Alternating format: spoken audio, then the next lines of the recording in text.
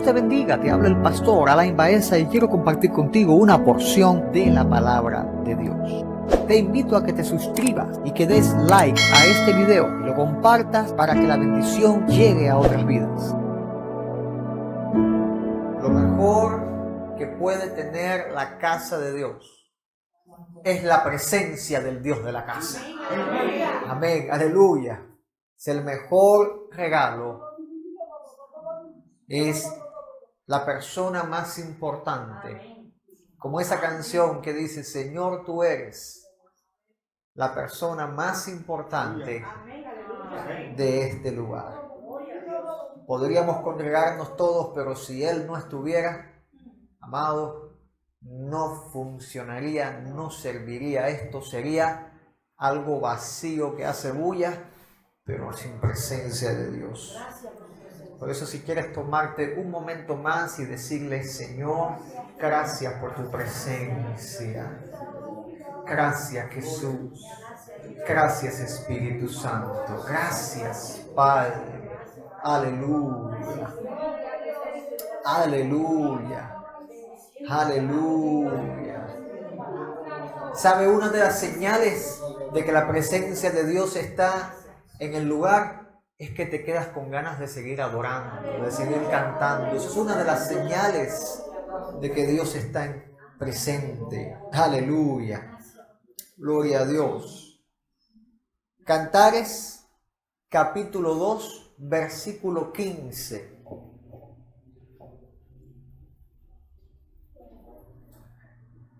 El libro de Cantar de los Cantares, capítulo 2, versículo 15.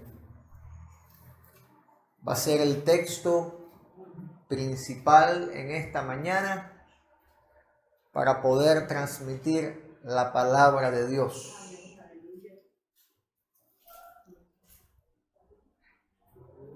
Y a raíz de varias conversaciones, he notado un problema en el pueblo de Dios, que es necesario que todos corrijamos esto. No puedo excluir a nadie, ya que convencido estoy de que nadie se escapa de este problema y todos queremos ser siervos fieles de Dios. Amén. ¿Habrá alguien que no quiera ser un siervo fiel? Álcenme la mano. ¿Cuántos quieren ser siervos fieles? Yo les comparto que no hay grandes siervos de Dios, sino que Dios dice que hay siervos buenos y fieles. Porque el Señor le dice a aquel siervo que aprobó, buen siervo y fiel.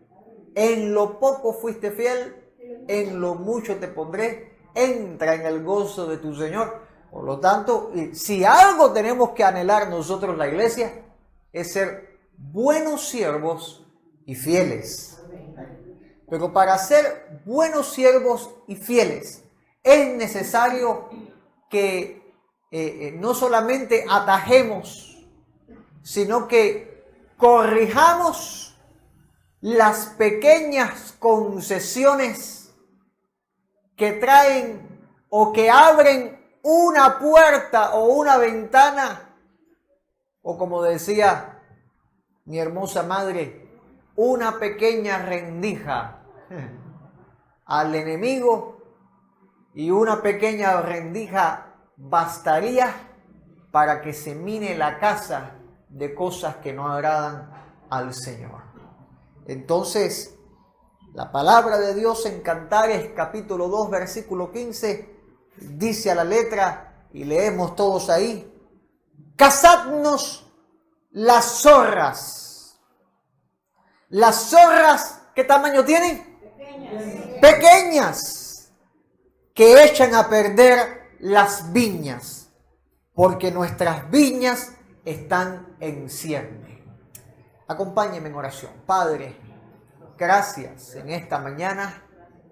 Te pido que hables a tu casa, a tu pueblo, y les catartices, Dios mío, En el nombre poderoso de Jesús te doy las gracias y te suplico tu ayuda, papá, porque yo no puedo hacerlo. Glorifica tu nombre, como siempre lo haces. En el nombre de Jesús te doy las gracias, papá, y te decimos amén, amén, amén. Puede sentarse. Todo siervo tiene que estar convencido que sin Dios nada somos. Amén, bendito sea el Señor. Cazadnos las zorras. Está este canto entre los novios. El Cantar de los Cantares es un libro espiritual, inspirado, y es la revelación de la relación entre Cristo y su iglesia. Algunos estudiosos se refieren a Cantar de los Cantares como un libro y le añaden características lejos de la santidad de Dios. Pero cuando en el Espíritu Santo leemos Cantar de los Cantares, cuando el Espíritu de Dios abre esa palabra inspirada, nos damos cuenta que este libro es un manantial de vida tremendo, donde se revela el deseo y el amor de Cristo por su iglesia y el amor de la iglesia por su Señor. Bendito sea el Señor. Incluso para los más duchos, en Cantar de los Cantares se encuentra codificado aún revelaciones proféticas del arrebatamiento de la iglesia. Pero eso se lo dejo a usted para que lea el libro y le ore al Señor y Dios le vaya mostrando por dónde va la cosa. Pero el asunto que se cierne, el asunto que nos llama la atención en esta mañana, es que en este libro de relación entre la iglesia y su Señor Jesucristo, nuestro Señor Jesucristo, aclarando bien, es que hay un texto que dice: cazadnos las zorras pequeñas que echan a perder las viñas, porque nuestras viñas están en cierne. Las zorras pequeñas que causan daño a nuestras viñas. Dice este texto, hay un llamado, hay una petición de auxilio que dice: ayúdennos a atraparlas. Ayúdennos a atrapar estas zorras pequeñas que dañan las viñas, porque nuestras viñas están floreciendo. Y esto es impactante, porque cuántas veces no hemos visto un alma que se entrega al Salvador, un alma que es lavada por la sangre preciosa. Y cuando comienza a crecer en Cristo, cuando comienza a echar las flores, viene el enemigo y destruye esa vida. Y tú dices: pero si esa persona estaba dando fruto, esa persona se veía cristiana, esa persona se veía despuntando con un ministerio, y ahora ¿qué pasó con esa persona que ya se alejó de Dios, que se apagó, que fue destruida su vida, volvió a la muerte? ¿Qué pasó con esa persona? Había unas zorras pequeñas que no se veían con los ojos humanos, sino que se han de discernir espiritualmente y alertar a la iglesia. Estoy en esta mañana para que tu vida, para que tu viña, para que tu ministerio, cuando florezca una vez más, no venga el mismo enemigo a soltar las zorras y a destruir tu viña.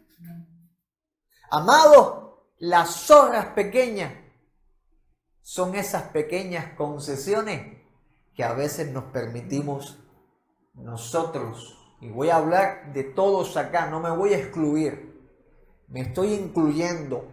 la que nos permitimos todos nosotros, esas pequeñas concesiones que dañan la vida espiritual. La concesión, te explico qué significa: acción y resultado de conceder algo que se desea. Y a veces nosotros tenemos deseo de algo, pero tenemos que saber que nuestro deseo a veces nos van a llevar a cosas destructivas y no edificantes. ¿Cuántos cristianos no se permiten una cervecita? ¿Cuántos cristianos no se permiten una copita de vino? ¿Cuántos cristianos no se permiten un cigarrito? ¿A cuántos cristianos no se les va una mala palabra? ¿Cuántos cristianos no dicen una mentirita para salir de un problema? Las pequeñas concesiones pueden destruir la vida de un creyente. Son como esos espinos, esos abrojos, que la semilla está brotada y a veces crecen la maleza alrededor de la planta fructífera y destruye la planta fructífera. Las pequeñas concesiones son como ese simbionte. El simbionte es una planta que se alimenta de otra planta y se enreda en los árboles, y usted ve la enredadera como sube por los árboles y llega a ser tan profusa el simbionte, la planta simbionte, que se lleva la luz del sol, se alimenta del árbol, seca el árbol y sigue el simbionte vivo, pero ya el árbol no da más fruto, enfermó y murió. Las pequeñas concesiones son ese simbionte que se enredan en tu vida. Comienza un día por un pequeño deseo. Ese pequeño deseo tú lo concedes y luego se vuelve con el tiempo un vicio incontrolable. Pregúntele al más borracho cómo comenzó. Pregúntele al fumador adicto cómo comenzó. Pregúntele, con mi respeto a todos los que están presentes, a las personas que tienen masturbación compulsiva, cómo comenzó. ¿Cómo comenzaron? ¿Cómo comenzó el que es adicto a la pornografía? ¿Cómo comenzó el que ve escenas de pecado en el televisor y ya no le molestan? Al principio molestaban, pero con el tiempo el cristiano se va adaptando. Se va adaptando, lo va permitiendo. ¿Y qué es esto sino contaminación del alma que va creciendo y el cristiano no se da cuenta? Y ya sale una escena de sexo y no se molesta, pero al mismo tiempo en que no se molesta por esta escena, ya no va orando como antes, ya no va buscando el rostro de Dios como antes, y va menguando no la carne, sino el espíritu, y va creciendo la carne. Hay un pasaje muy interesante.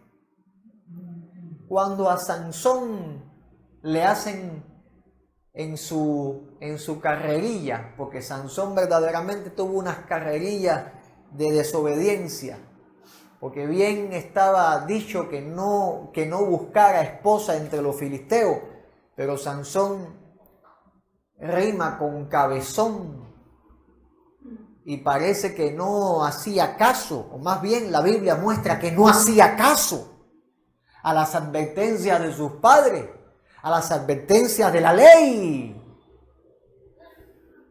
Y en una de estas carreras armamentísticas, buscando esposa, casándose y haciendo, tiene un altercado con su suegro un altercado con los filisteos y Sansón se dedica a cazar 300 zorras y les amarró antorchas encendidas, unas teas encendidas ahí en las colas y las soltó entre los sembrados. Y la palabra dice que las zorras pequeñas con esas antorchas encendidas encendieron los sembrados de los filisteos y quemó las mieses amontonadas, quemó las viñas y los olivares, destruyó toda una cosecha que los filisteos estaban haciendo. Y bueno, ciertamente Sansón cumplió con su oficio de juez, a que por las malas, pero tuvo que cumplirlo. Pero el asunto, sí, porque si se hubiera casado y todo hubiera ido bien, hubiera habido una paz y hubiera habido sembrados y hubiera habido viñas. Él reaccionó por la trampa que le habían hecho. No estaba haciendo papel de juez, estaba haciendo papel de hombre vengativo que no le dejaron tener su realización personal. Y entonces me llama la atención cómo es que a veces los cristianos, en vez de reaccionar en obediencia a la palabra de Dios, reaccionan inclusive haciéndoselos muy santos en son de su realización personal. Ah, este no me dejó hacer el ministerio, me voy para acá y este sí me va a dejar hacerlo. No sé si entienden ya por el hilito que yo voy yendo. Porque las pequeñas concesiones pueden destruir la vida espiritual. ¿Y cuántos no han terminado en el deseo de hacer un ministerio? Han terminado enredados en falsa doctrina, cuando lo que tenían que haber hecho desde un principio era obedecer, bajar la cabeza y esperar a que Dios sea Dios. Porque si Dios te llamó, no hay hombre que te contenga. Pero si Dios, su voluntad es que estés contenido, no hay hombre que te levante. Bendito sea el Señor. A ver si usted va entendiendo por dónde voy. Y no podemos caer en el dilema si una cervecita es pecado o un cigarrito es pecado o no, porque ¿dónde dice la Biblia que eso no se hace? Es más, pareciera que el apóstol Pablo justificara tales acciones. Porque Pablo dice, bueno es no comer carne, ni beber vino, ni nada en que tu hermano tropiece, o se ofenda, o se debilite.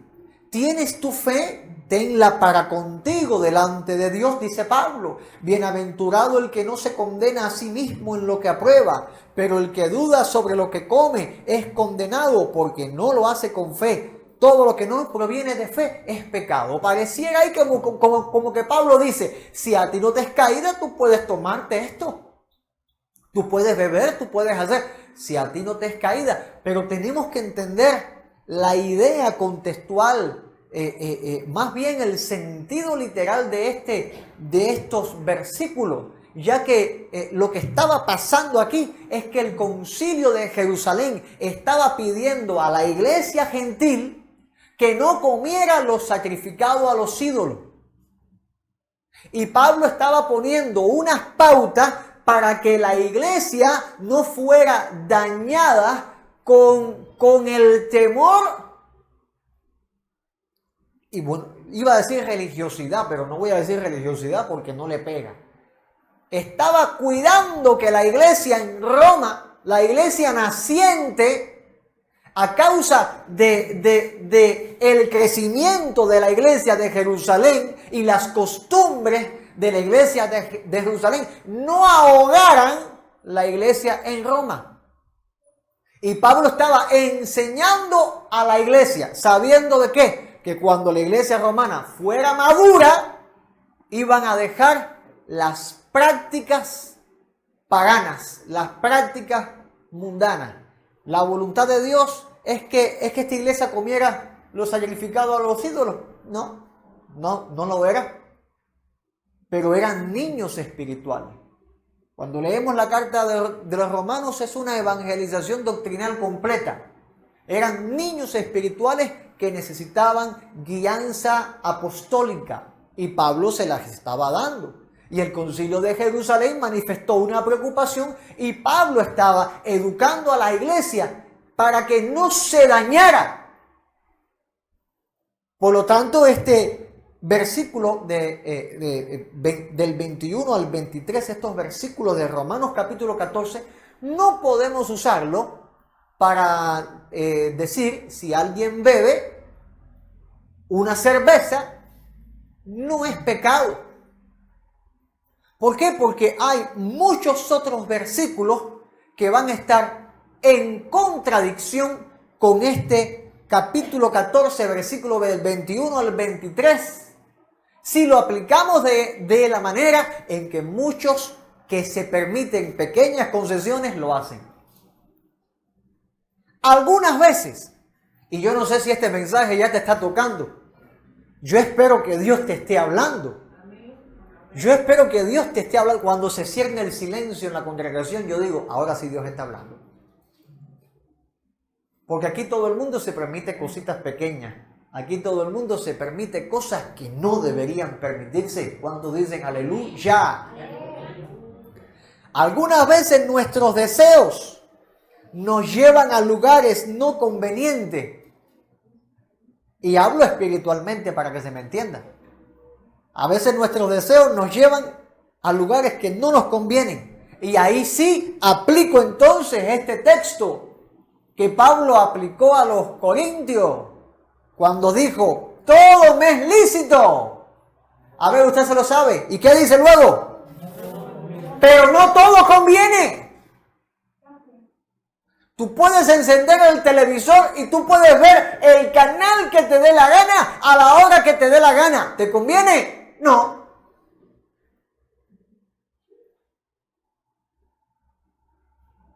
¿Tú puedes ver las novelitas coreanas todo el tiempo que te dé la gana? Sí. ¿Te conviene? No.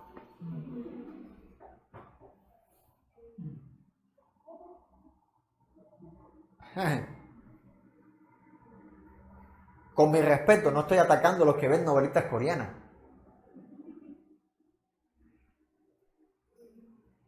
Pero al César lo que es del César y a Dios lo que es de Dios, no sé si me van a entender.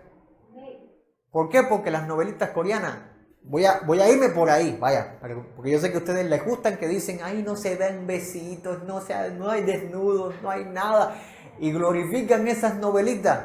Amado, ninguna diferencia tiene eso con otra cosa, viene del mundo igualito. No voy a ponerme pesado. Todo le es lícito, usted puede verlo, pero no puede robarle el tiempo de Dios. Amén, entiéndame. No voy a ponerme ahora aquí diciendo, queme las novelitas coreanas. Usted puede ver lo que usted quiera ver. Todo le es lícito, pero le garantizo que las novelitas coreanas no le edifican. ¿Y por qué hago corte contra estas cosas? Y vuelvo a insistir en que no tengo nada en contra de las novelitas coreanas. Usted mire lo que le da la gana. Pero, ¿por qué dedicamos horas al televisor y minutos a Dios? Queremos un avivamiento, queremos unción, dones, profecía, queremos resucitar los muertos. Entonces hay que apagar las cosas que son las concesiones que nos entretienen y doblar rodillas a encontrar a Dios en oración. Gloria a Dios por los amenes.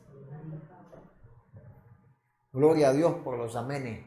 Vuelvo para las pequeñas concesiones, las cosas que nos permitimos y que no nos edifican. Hay caminos, dice la Biblia, hay caminos que parece derecho al hombre. Hay caminos que al hombre le parecen derechos. Hay caminos incluso religiosos que al hombre le parecen derechos. Que tienen la firma de evangélico pentecostal, apostólico, profético, y son caminos que su fin es muerte.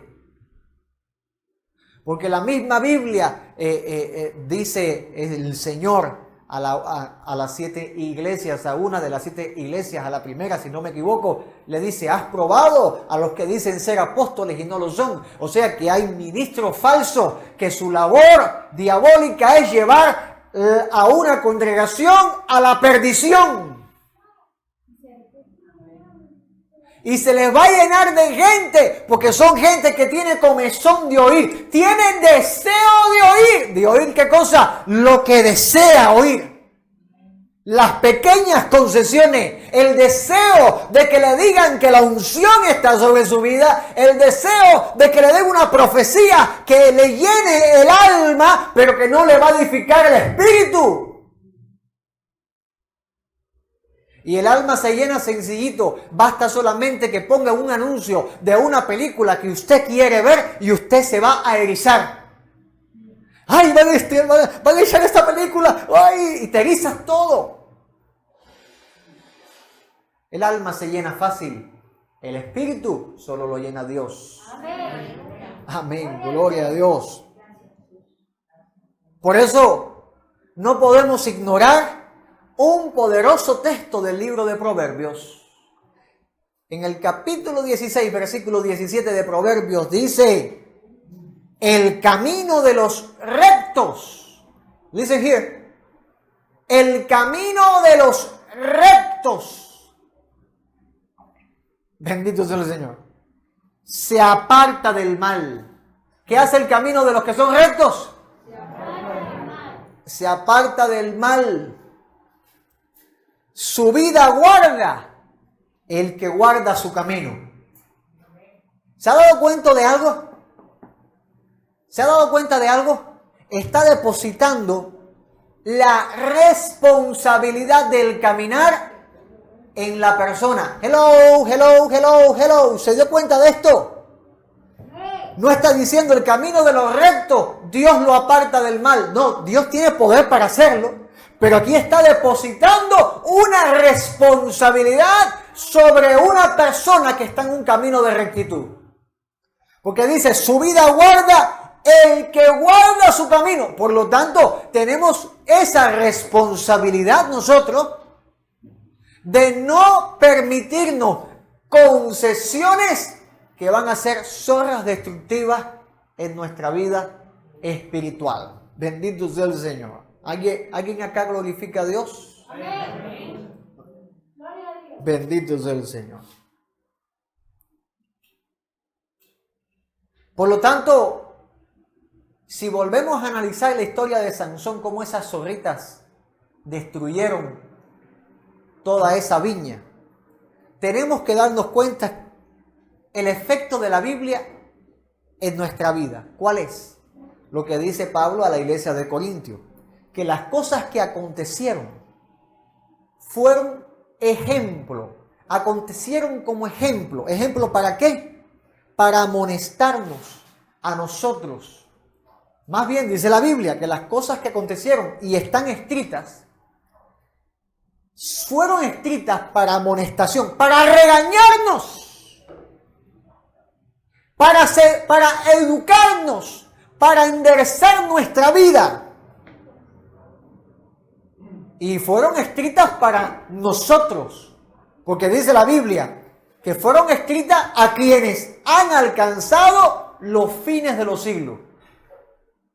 Por lo tanto, lo que está en la palabra de Dios, que es útil para corregir, como dice Pablo a Timoteo, útil para corregir, es necesario que nosotros seamos corregidos por la palabra para que empecemos a dejar de realizar las pequeñas concesiones que lo que van a hacer siempre, que es destruir nuestra vida en Cristo. Hay pequeñas concesiones que el cristiano se permite, y estas concesiones son como estas pequeñas zorras que destruyen lo que Dios ha sembrado. Y dice la palabra, mirad bien, estate atento, sé vigilante, atalayando con los ojos abiertos, no sea que alguno deje de alcanzar la gracia de Dios. Y dice, que brotando alguna raíz de amargura, os estorbe y por ella muchos sean contaminados.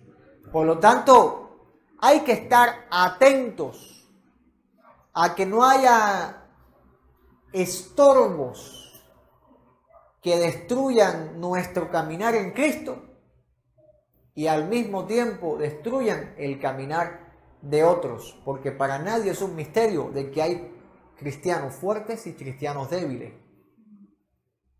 Y el tropiezo de un fuerte puede descarriar a uno débil, ¿verdad que sí? Así que dile al que está a tu lado, tenemos una responsabilidad en Cristo. Díselo, pínchalo, díselo, tenemos una responsabilidad en Cristo. ¿Cuál es esa responsabilidad? No dar lugar al diablo. No permitirnos concesiones que son destructivas.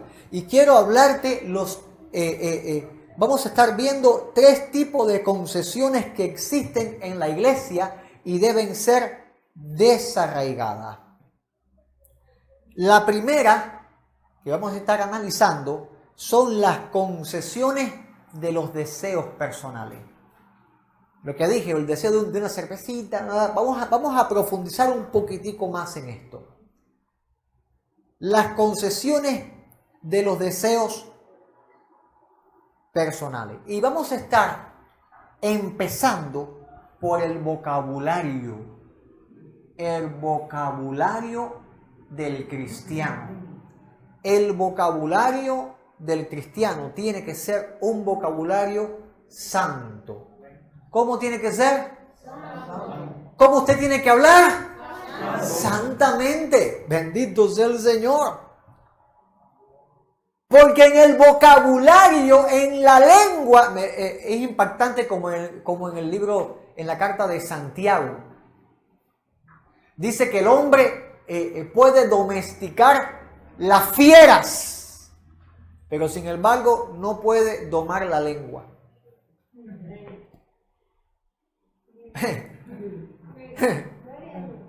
El hombre puede cazar una ballena y enseñarla a hacer trucos. Sin embargo, no puede domar la lengua.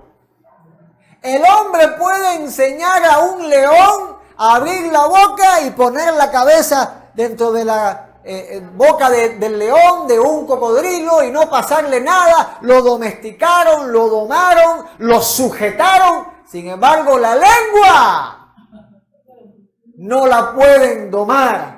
Y si hay alguien acá presente que ha domado su lengua, nos hacemos una foto al final. Quiero tener una foto con usted. ¿Y qué pasa con la lengua? Que la lengua provoca la concesión de la mentira. La concesión de la mentira. Y dice la palabra de Dios, por lo cual, desechando la mentira, hablad verdad cada uno con su prójimo, porque somos miembros los unos de los otros.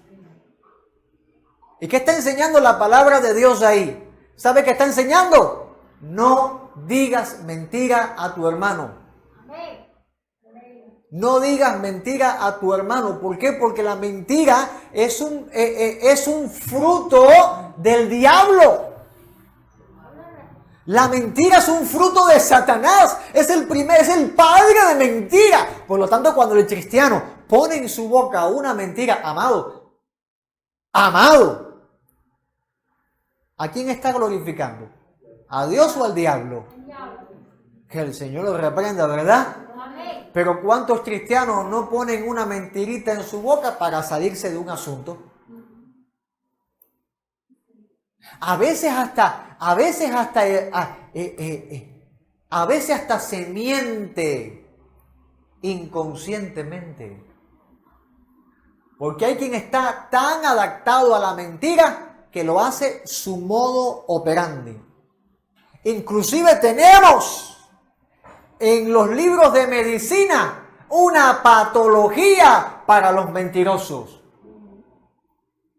Que ya la mentira se hace una parte de su psiquis, donde habla la mentira y vive y cree su propia mentira. Miren ustedes esto. Yo diría que esa persona está súper enredada espiritualmente y que necesita arrepentimiento, volverse a Cristo pidiendo perdón, porque amado, una mentira puede lanzar a un cristiano al infierno, sí, porque los mentirosos no entran al reino de Dios. ¿Por qué? Porque Dios no es mentiroso. Y si yo preguntase cuántos hemos dicho mentira, todos tendríamos que levantar las manos. Pero bastaría a partir de este segundo en adelante hacia el futuro para que vea que viene una situación y a veces hay cristianos que van a poner una mentira en su boca porque le da pena decir la verdad o porque no sabe cómo escapar de ese problema. Y la Biblia es frontal y es clara diciendo, hablad verdad. Y a veces la verdad va a traer unos problemas y unos conflictos tremendos. Pero yo me pregunto, el problema que pueda traer decir la verdad no será pasajero. Porque el conflicto y el problema que va a traer la mentira va a ser eterno, el infierno. Por lo tanto, vamos a aconsejar a nuestra lengua y ponernos la verdad como estandarte, ceñirnos con la verdad. Ceñirse es apretarse el cinturón y decir la verdad, cueste lo que cueste. Porque si buscamos agradar a los hombres con una mentira basta. Pero busquemos nosotros agradar a Dios. Renunciemos a la mentira. ¿Cuántos, álceme la mano, cuántos están dispuestos a renunciar a la mentira en el nombre de Jesús? Gracias, Señor. Aleluya. Pero también en las concesiones del vocabulario están las palabras sucias.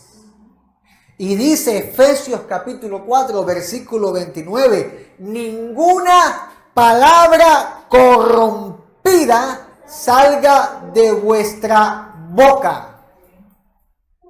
¿Y qué cosas son las palabras corrompidas? Las malas palabras.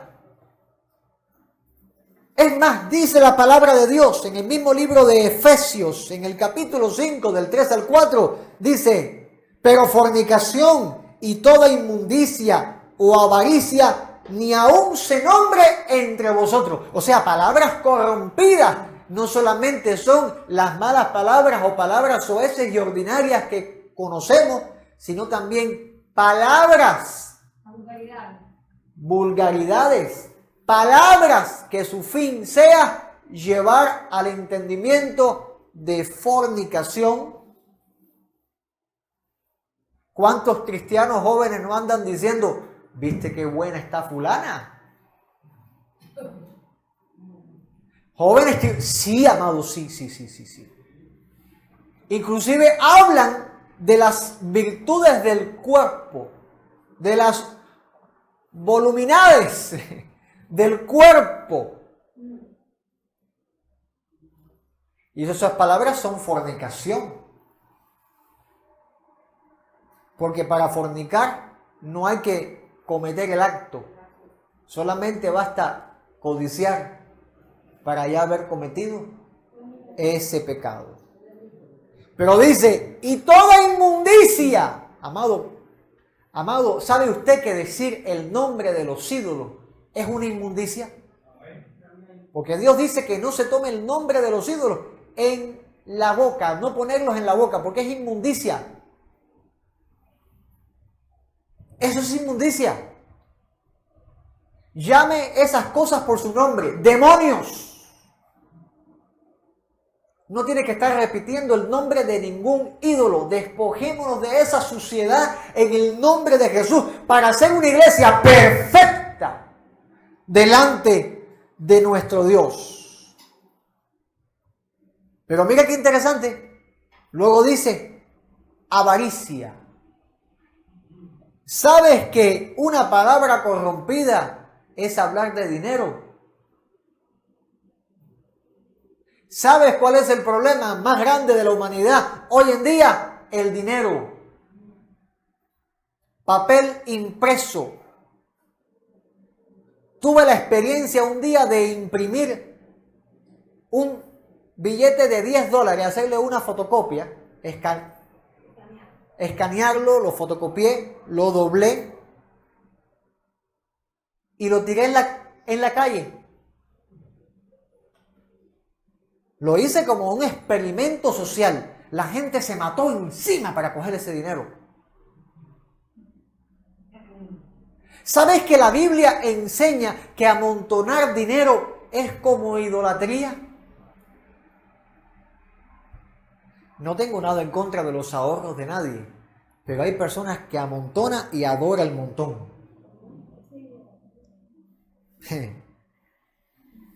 Y más que llevar una contabilidad, lo que lleva es sentir la cantidad. Amado, ninguna palabra corrompida salga de vuestra boca, sino, dice la palabra, la que sea buena para la necesaria edificación. O sea que tenemos que transformar nuestro vocabulario, quitar las palabras sucias, las palabras que no convienen a los santos. Y usted podrá decir que soy un exagerado. Pastor, usted es un exagerado. Pero bueno, yo le dejo los textos y usted léalo. Efesios capítulo 4, léase todo el capítulo, Efesios capítulo 5. Para que vea que Dios no quiere que nuestras palabras sean deshonestas, ni que hablemos necedades, ni que hablemos truanería, sino que en nuestra boca hayan palabras convenientes para los santos, palabras que sean de acción de gracias a Dios, como dice en cierta parte, hablando entre vosotros con salmos. ¿Sabe qué significa? Que nuestra boca adore a Dios aún en las conversaciones. Bendito sea el Señor, porque ciertamente Dios va a juzgar tus palabras. Dios te va a juzgar por tus dichos. Pastor, ¿dónde dice eso en la Biblia? Bueno, lo dijo Cristo, Mateo capítulo 12, versículo 36, donde dice, mas yo os digo que de toda palabra ociosa que hablen los hombres, de ella darán cuenta en el día del juicio. Así que Dios nos ayude. Que Dios nos ayude, porque inclusive hay cristianos blasfemando el nombre del Señor. ¿Cómo? Tomando el nombre de Dios en vano. ¿Cómo se hace eso? Un chiste, una jarana, algo cómico, que tomemos la palabra de Dios para jugar.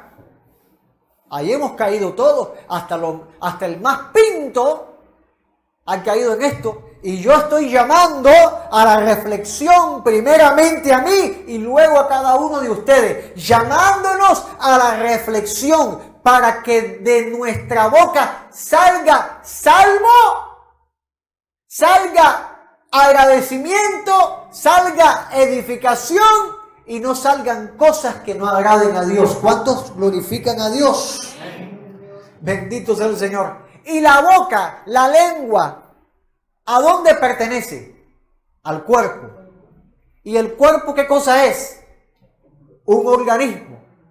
Por lo tanto, la voluntad de Dios, según la palabra, es que tu organismo sea limpio y puro. Hola. Ah, gloria, están acá, están acá. ¿Qué es el cuerpo de Cristo? ¿Qué es el cuerpo en Cristo? ¿Qué es el cuerpo de Cristo? La iglesia. ¿Qué es el cuerpo en Cristo? Templo y morada. Templo y morada del Espíritu Santo. No podemos obviar la palabra morada, porque templo, un templo puede estar vacío, pero cuando se dice que hay alguien morando, ahí cambia la cosa. Templo y morada del Espíritu Santo. Por lo tanto, si el cuerpo en Cristo es templo y morada del Espíritu Santo, es necesario que este templo, que este organismo sea limpio y sea puro. ¿Cuántos dicen amén? Amén. Gloria a Dios. Y mira lo que dice el Señor en Corintios, en 2 de Corintios capítulo 6. ¿Qué acuerdo hay entre el templo de Dios y los ídolos? ¿Usted ha visto cómo los ídolos tratan el cuerpo? ¿Los demonios cómo tratan el cuerpo? Por posesión. ¿Y cómo el Espíritu Santo trata el cuerpo? Por relación. El demonio viene y doma, esclaviza al hombre sin Cristo. Pero el hombre en Cristo, el Espíritu Santo, desciende, viene, ocupa el lugar al cual se le solicita. Porque es nuestro deseo ser llenos del Espíritu Santo. Pero el Espíritu Santo no hace posesión como lo hacen los demonios, que el Señor los reprenda. De hecho, el Espíritu Santo no es ángel. Es Dios con toda autoridad para tomar todo dominio. Sin embargo, Él tiene relación. Y por voluntad del templo, del deseado, el Espíritu Santo viene a ser morada, a ser habitáculo. Bendito sea el Señor. Porque vosotros, dice la palabra, sois templo del Dios viviente. Y dijo el Señor, habitaré y andaré entre ellos, yo seré su Dios y ellos serán mi pueblo. Ese es el nuevo pacto. Bendito sea el Señor.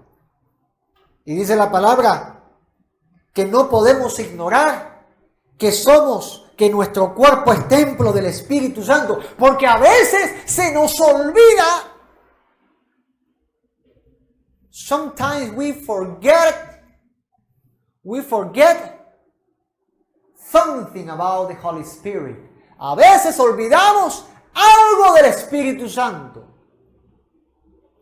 Y es que Él está morando en nosotros y comenzamos a hacer cosas, concesiones, que lo que hacen es contristar al Espíritu Santo.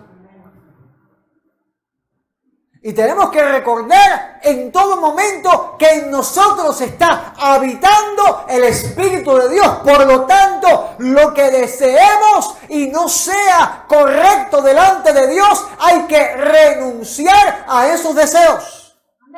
Y decirle, Señor, perdóname por este deseo que tuve. Perdóname por esta inclinación que tuve. Yo sé que no te agrada. Ayúdame a hacer tu voluntad. Ayúdame a hacer lo correcto. Porque el templo del Espíritu Santo no es un templo que se puede contaminar. Repito el texto, qué igualdad, qué acuerdo, qué relación, qué parecido tiene Dios con los ídolos. A los ídolos le hacen su altar dentro de una casa y la casa se ensucia, en la casa hacen de todo, puede hacer dentro de una casa, y esos ídolos, esos demonios no se van a molestar. Sin embargo, en el templo de Dios, Dios mismo mandó que el templo tenía que ser perfecto. De hecho, Dios cuando habló del tabernáculo, le dio el diseño a Moisés. Tiene que ser así, así y así. Y los que van a estar ministrando dentro tienen que tener hasta ropas dedicadas y preparadas, diseñadas por Dios. Desde la ropa interior hasta la ropa exterior, diseñada por Dios. Y había que mantener todo un orden levítico para el mantenimiento, la limpieza, la correcta ministración dentro del tabernáculo. Porque el templo de Dios se tenía que mover de manera perfecta. Y luego Dios dijo, yo me voy a hacer una casa no hecha con manos de hombre. Hablando del templo del Espíritu Santo, de la morada de nosotros. Por lo tanto, si en aquel tiempo el tabernáculo tenía esas cualidades de perfección, yo me pregunto, ¿cómo tiene que tener ahora la morada del Espíritu, el templo del Espíritu Santo, esas cualidades de perfección? Para empezar, fuimos lavados con la sangre de Cristo. Para empezar. Por lo tanto, si lo que comenzó fue por lavatorio de sangre y estamos en esa santificación progresiva, significa que nosotros como templo y morada del Espíritu Santo tenemos que mantenernos perfectos delante de Dios. Gloria a Dios por los amenes. Gloria a Dios por los amenes. Por eso dice la palabra, no ignores que tú eres templo del Espíritu Santo, que tu cuerpo es templo del Espíritu Santo que vino de Dios. Y luego dice, no ignores que tú no te perteneces. Porque hay cristianos que piensan que se mandan. Tú no te perteneces. Dile al que está a tu lado, tú no eres tuyo. Tú no te perteneces. ¿Qué más? Díselo. Tú no te perteneces. Le pertenecemos a Dios. Entonces, ¿cómo es tener un cuerpo preparado para el Espíritu Santo? Hablamos de la santidad del templo, de la limpieza, de esa perfección. Pero mira qué interesante esto. Porque hay una palabra muy importante y se llama consagración. A ver, repítala conmigo. Consagración. Hay una poderosa historia en Lucas donde el ángel se le aparece a Zacarías. ¿Se acuerdan cuando dimos doctrina de ángeles?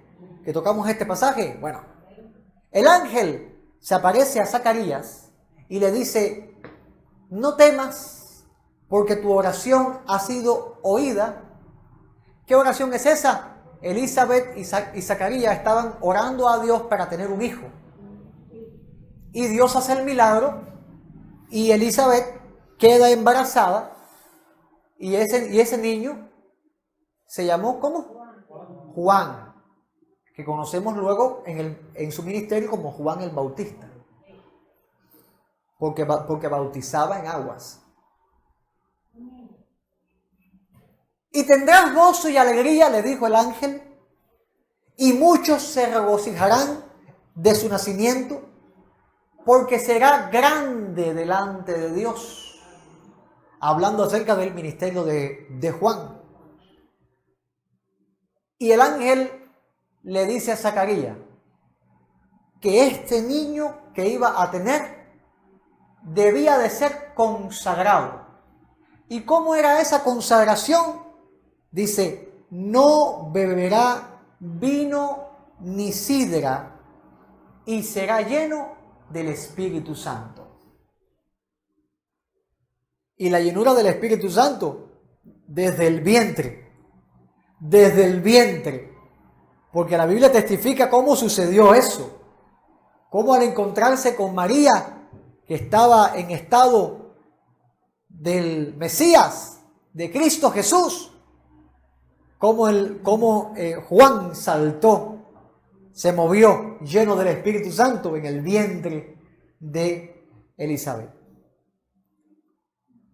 Pero este ángel le dijo, no beberá ni vino ni sidra. ¿Qué significa esto? Consagración.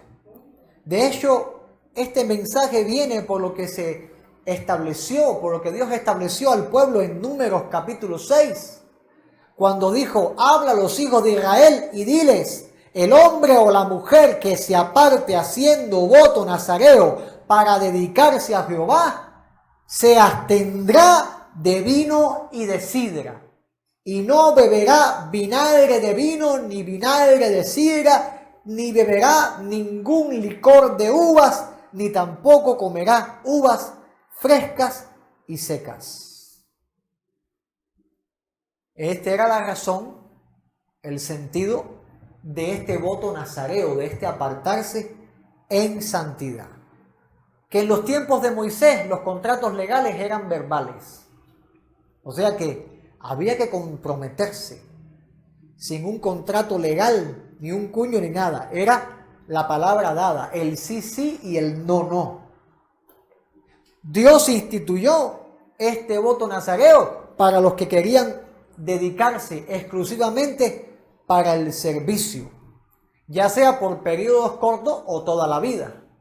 Pero el tiempo de su compromiso tenía que cumplirlo. Por ejemplo, está Sansón, Samuel, Juan el Bautista, ejemplos en la Biblia que participaron de este voto nazareo, y el principal ejemplo, Jesucristo.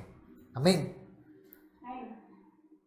Y el voto era algo voluntario, o cuando el niño nacía, los padres tomaban esta decisión. Y los votos nazareos incluían 3 restricciones principales. Número 1, no tomar bebidas. Debían abstenerse del vino y las bebidas fermentadas. Número 2, su cabello no podía ser recortado ni la barba afeitada. Y número 3, les tenían prohibido tocar un cadáver. Esas eran las 3 restricciones del voto nazareo. No podían beber, no podían afeitarse, no podían tocar un cadáver. Por eso es que cuando hablamos de Cristo, asumimos que tenía su pelo un tanto largo por causa del voto nazareo. El propósito del voto nazareo, repito, dedicación para cumplir una labor, un llamamiento, una entrega a Dios a plazo corto o durante toda la vida. Ahora, ¿por qué hablé del voto nazareo por un momento? Porque si para ser lleno del Espíritu Santo es necesario estar consagrado a Dios, pregunto, si la iglesia quiere ser lleno del Espíritu Santo, ¿no debe apartarse para Dios? Amén. Entonces, es necesario apartarnos para Dios en consagración, y que la consagración mate la concesión. Amén. Que la consagración mate la concesión, porque la concesión hace que los consagrados pequen. La concesión hace que los consagrados pequen, y Dios dice que su voluntad es nuestra santificación. Su voluntad, y esto lo dice en Primera de Tesalonicenses capítulo 4 versículo 3. La voluntad de Dios es vuestra santificación. Y luego dice que os apartéis de fornicación. ¿Y qué cosa es fornicación? Sino también toda relación con el mundo. Bendito sea el Señor. Y aprovechando esto de los votos nazareos, dice la palabra que al hombre le es lazo hacer apresuradamente un voto de consagración.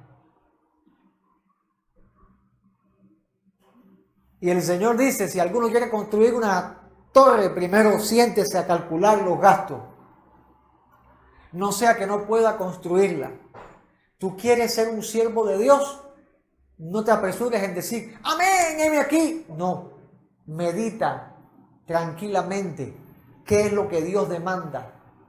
para cuando hagas tu entrega puedas hacerla y hacerla correctamente.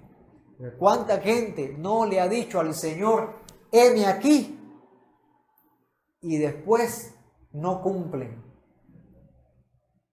¿Cuántas veces no se ha llamado y no se han hecho votos en la iglesia de fidelidad? Y luego al próximo culto, los que hicieron voto no aparecen. Es importante que escudriñemos nuestra vida para que cumplamos lo que le hemos prometido al Señor. Voy a terminar con este último punto. Bendito sea el Señor. Ay, Señor. Padre Santo.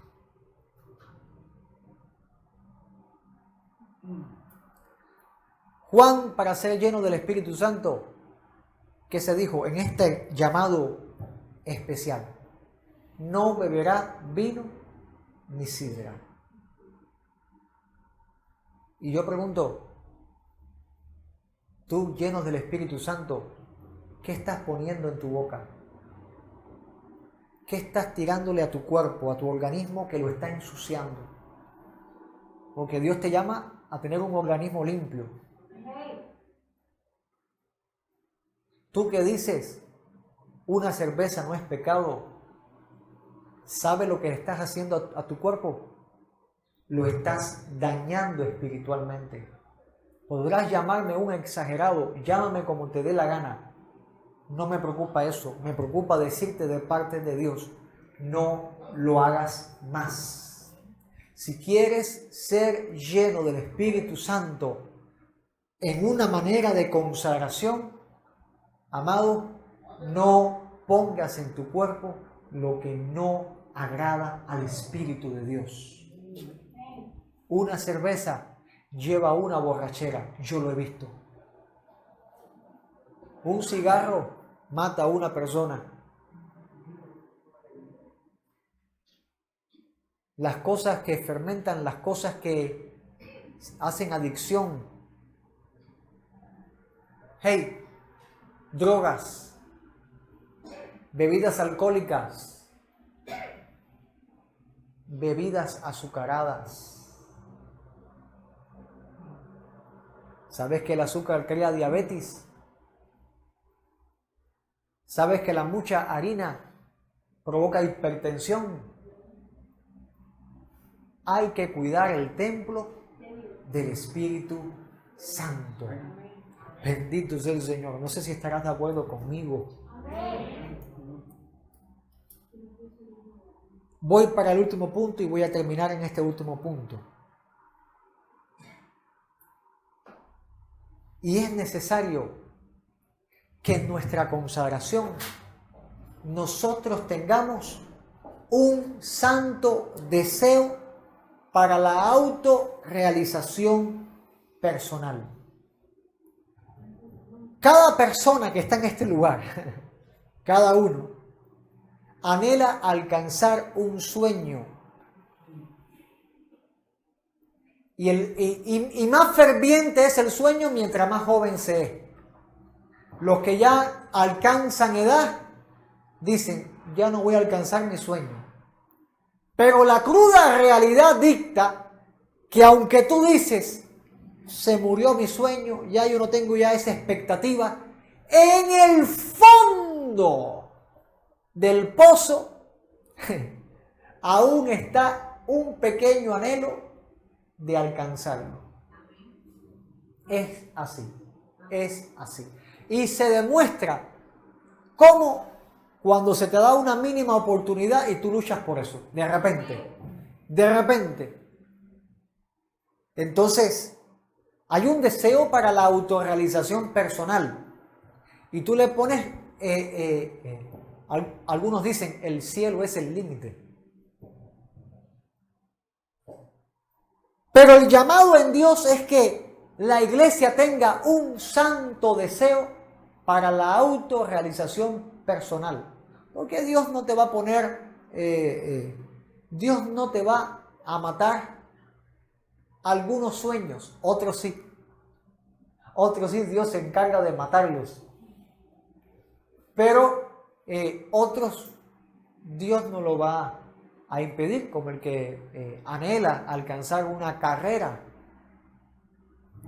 Dios te va a decir, es lícito. Pero lo que sí Dios pone en su palabra para los siervos es que, cuidado, no estemos dando concesiones a los deseos de la carne para la autorrealización personal, deseando alcanzar un sueño y eso nos aleje de la voluntad de Dios.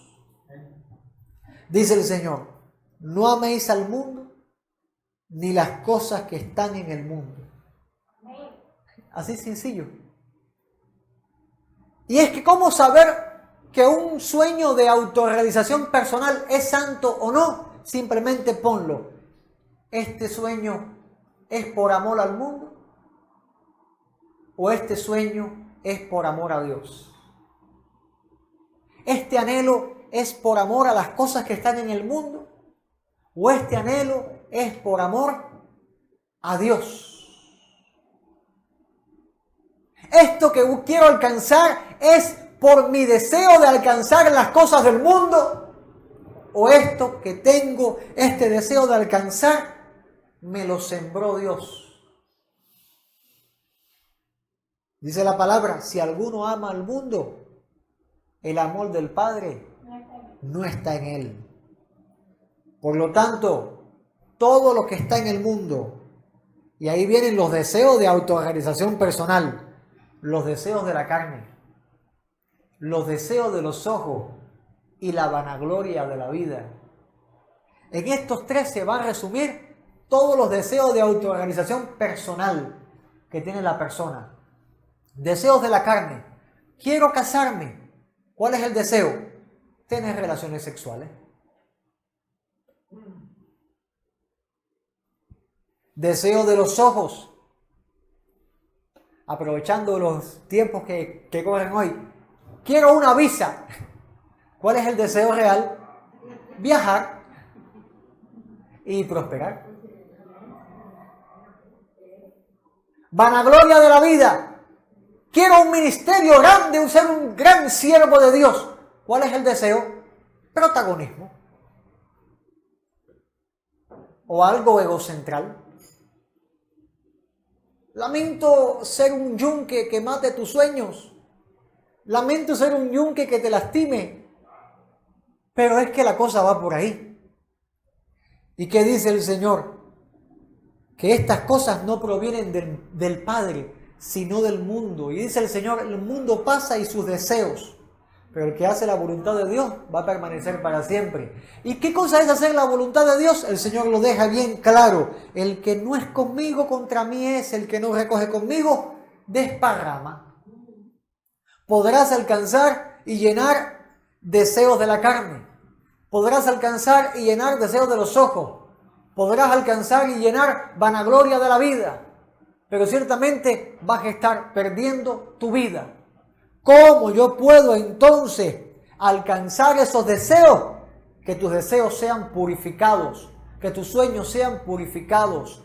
¿Cómo son purificados? Mira qué interesante lo que el Señor dice en el libro de Apocalipsis, capítulo 22, del 10 al 11. Y me dijo, no selles las palabras de la profecía de este libro, porque el tiempo está cerca.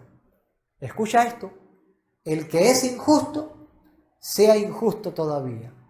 El que es inmundo, sea inmundo todavía. Y el que es justo, practique la justicia todavía. Y el que es santo, santifíquese todavía. ¿Qué tiene que ver esto con los sueños de realización personal? Tú tienes en tu mano la autoridad de hacer con tu vida lo que te da la gana, de concederte el deseo y luchar por el sueño que te dé la gana. Pero si quieres agradar a Dios, si quieres que tu sueño se muera y que Dios ponga en ti algo superior a tu sueño. Niégate a ti mismo. Toma la cruz y sigue a Cristo. Ahí está. El que es justo practique justicia y el que es santo santifíquese todavía. ¿Sabes qué significa eso? Que tú, cuando te rindas a Cristo, el Señor te va a mostrar cosas que hay que cambiar, cosas que tienen que ser transformadas. El que es injusto, sea injusto todavía. Si eres una persona peleona, sigue peleando. Si eres mentiroso, sigue diciendo mentira. Dios está diciendo, sigue. Sigue, que el camino es ancho y espacioso para los que se pierden. Ah, tú eres cristiano. Tú no quieres inmundicia. Entonces vas a tener que suspender y rechazar las concesiones que son como pequeñas horas y van a destruir tu vida. Tú quieres seguir bebiendo bebidas alcohólicas y decir una vez al año no hace daño. Dice Dios en su palabra, el que es inmundo, sea inmundo todavía. Ah, pero si quieres ser discípulo de Cristo, ha de tomar la cruz. Y si quieres consagrarte, ya sabes lo que dice la palabra, ni una gota de alcohol en tu cuerpo, en tu boca. ¿Cuánta gente fuma y no vence el vicio? ¿Por qué? Porque siguen en la inmundicia. Pero si toma la cruz, viene el deseo y se tira de rodillas. Señor, no lo voy a hacer. Y aunque le tiemblen las manos, no lo voy a hacer por el poderoso hecho del temor a Dios. Porque dice, el que es santo, santifíquese. Oiga lo que está diciendo la palabra, santifíquese. Obra de buscar la santidad, obra personal de esforzarse en agradar a Dios. Obra y esfuerzo de no pisotear la sangre de Cristo. ¿Sabes cuántas veces el diablo va a venir a tu vida para decirte, vete de la iglesia, no te congregues, haz esto, haz lo otro? Puede venir muchas veces, pero el que está comprometido con Cristo va a ser como dijo el Señor cuando el diablo vino a tentarle.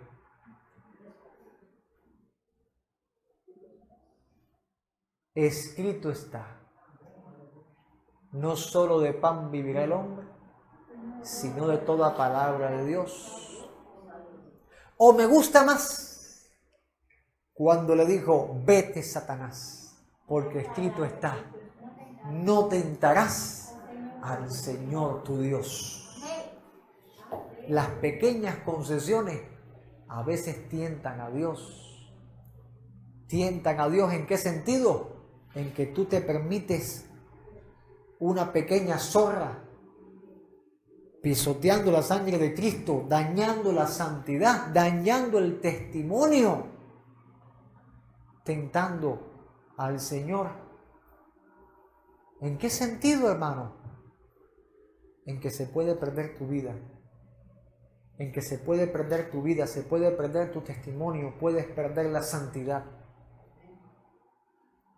Y hay quien piensa, Dios lo perdona. Amado, eso es tentar a Dios. Y Dios no va a tomar por inocente al culpable. Me quedo con este texto. El que no es conmigo, contra mí es, dice el Señor. El que conmigo no recoge, desparrama. Y te ruego que te quedes con este texto también, para que a partir de hoy, cuando tú quieras concederte un deseo, primeramente tú pongas a Dios por delante y tú digas, esto me conviene, esto me edifica, esto es de Dios para mí. Y si suspende ese deseo, suspende delante de Dios, recházalo. Por más que te guste, recházalo. Dios te bendiga. Es mi deseo. Nos ponemos en pie. Vamos a hacer una oración.